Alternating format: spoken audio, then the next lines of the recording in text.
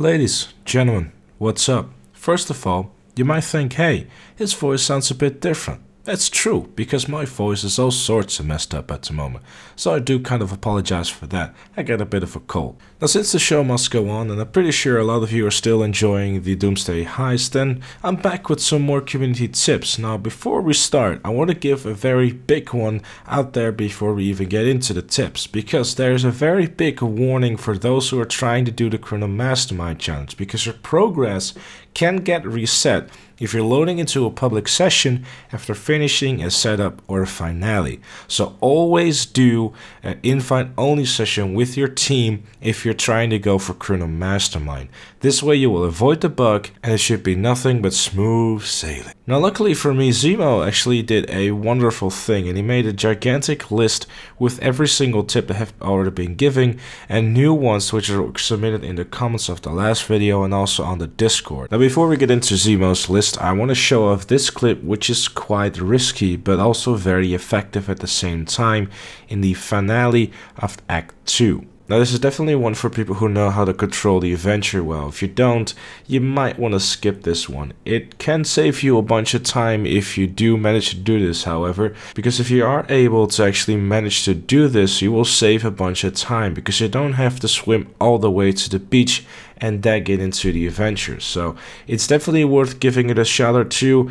If you're feeling too uncomfortable with it, then you might want to skip it to reduce a lot of risk. And now let's swiftly move on to the list made by Zemo. First up, use tear gas to block hallways and choke points where the AI can get you from two sides. Shoot them once and they will fall to the ground, choke and die.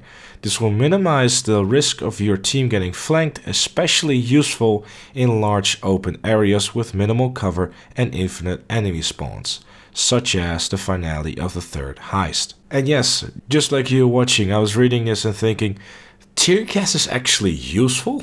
Alright, first setup is that courier, and this is for the side where you have to get the Savage attack helicopter. You don't have to do this part in stealth. What you can do is get your Kuruma or any other armored vehicle and just stay inside of it and kill all the enemies, then pick up the briefcase and make your way to the paramedic team. It certainly is a lot easier than just going stealth, because 9 times out of 10 during a stealth mission you're gonna get caught anyway. You don't fail the mission if you get caught, so why not just kill them all right away? Then we have some pretty big ones for the Deluxo. First of all, you don't have to use the Deluxos. You can use them to trigger a checkpoint, then perform the hacks in any vehicle after that, and this can make it easier if you are in a team of 4. 2 people can take 2 armored Kurumas, then shoot the AI in the back of each van while performing the hack. And the Deluxo team can take out the vans pretty easily. Keep in mind that the vans take a lot of sticky bombs and rockets to take down, but go down in one shot from the Deluxo missile. Know that for the offshore and air targets you will have to use the Deluxo, so plan it before you go out. For the targets offshore, drive the Deluxo in reverse to hack the targets. It will make it nearly impossible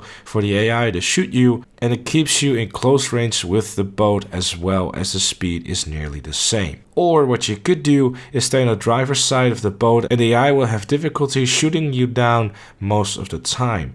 You don't need to have your phone out to complete the hack while driving the Deluxo. Just start it and put the phone away so you have a full access to your armor and snacks, so you can always just heal up whenever that is necessary. Also, another useful one for the Deluxo hacking is you can shoot and kill the driver. Just simply get in front of the truck, get out of the car and shoot him, or have someone with you and let him do the killing.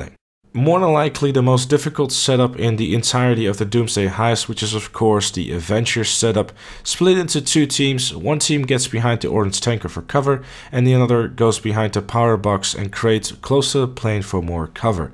Each team take out the enemies on the opposite side of theirs, providing clearance to each other and reducing the risk of getting shot from weird angles. So essentially what that means is that if you're on the left side, you shoot the right side, and if you're on the right side, you shoot the left side. Basically providing a cross and always making sure that you see the left and right side and just communicate well with each other while you do so. Taking out the enemies on a level of the generators is easier if you're to the side and below them somewhat. Take cover behind the offices on either side and take out the opposite side of the enemies first. Accessing the generators is possible from the right by the office, so you you don't have to worry about going all the way to the far end of the hangar. You will need to have one person to go there to trigger the checkpoint though. And of course a thermal scope on your heavy sniper Mark II will save your life. You can quickly scan around the area to see if there's any AI hiding, and then from good cover take your shots one by one.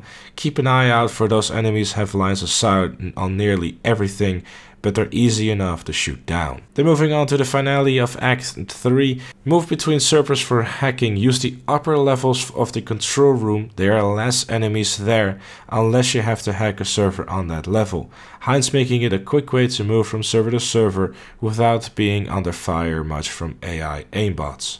Also, have a different person hack a server each time. The hacking minigames get progressively more difficult for the same person hacking. Hence, if it's a different person each time, it will give the easiest minigame for each person, minimizing time taken to hack and allowing less armor and snacks to be used by the cover team.